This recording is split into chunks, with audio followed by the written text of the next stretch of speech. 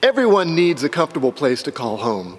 But if you're a lifelong automotive enthusiast who loves to own, drive, and work on cars, much like myself, not just any home will do.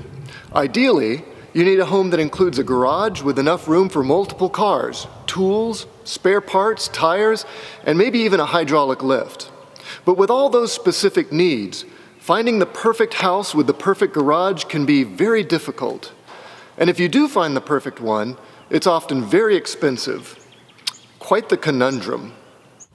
Hello and welcome to the Evolution Autocrosser YouTube channel, where most of my videos have historically been about my two favorite hobbies, my Mitsubishi Lancer Evolution 8 and autocrossing, hence the name.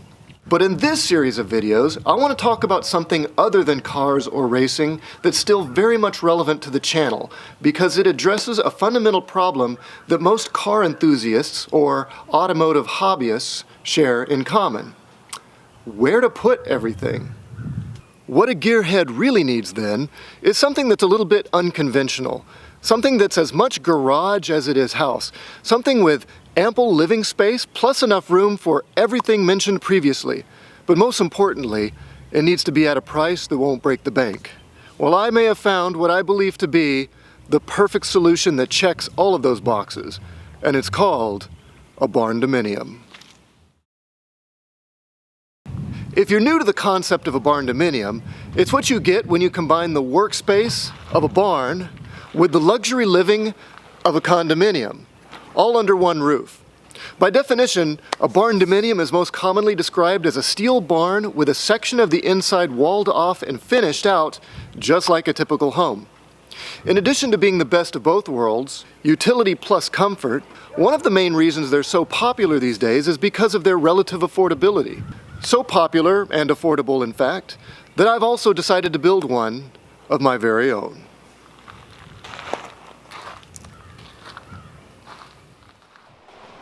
I'm standing right now in the middle of what will soon be the 60-foot-long garage area of my very own barndominium.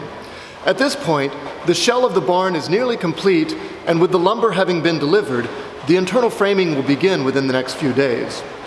Right here, in the center of the garage, is where I plan to someday install a two-post hydraulic car lift upon which my Mitsubishi Lancer Evolution 8 will be further tweaked and modded in the pursuit of even more speed. And it is right here where some of the future car videos for this very channel will be filmed. And over here, in this future office with a view, is where I'll edit those videos using Adobe Premiere Pro and upload them to my channel here. And there, that entire section of the barn with the windows will be a 960 square foot apartment with a full kitchen, a dining room, a living room, and at the far end, a master bedroom with ensuite bathroom, complete with a freestanding tub, double sink vanity, and a frameless glass shower with a window. In the 24-foot wide middle section of the barn, a little more than half of the 60-foot length will remain unfinished as a workshop area that will double as a space for barn parties and holiday gatherings.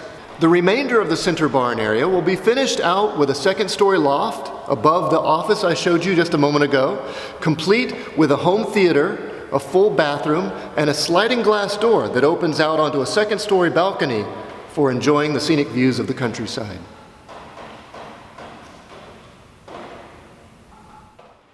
As you can see, approximately half of the overall barn will be unfinished space.